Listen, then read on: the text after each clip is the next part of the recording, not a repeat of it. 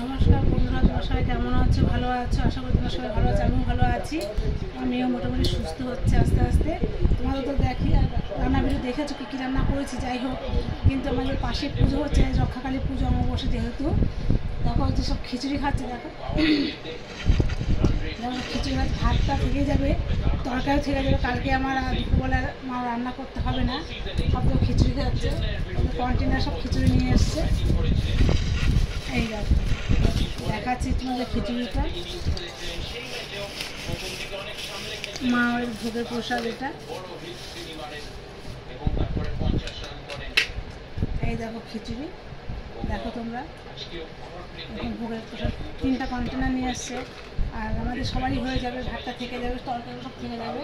ওদের কালকে আবার সকালে রান্না করতে হচ্ছে না। দেখো বন্ধুরা, তোমার দাদা ভাত দিয়েছি, ওই দেখো ভাত খেতে বসেছে।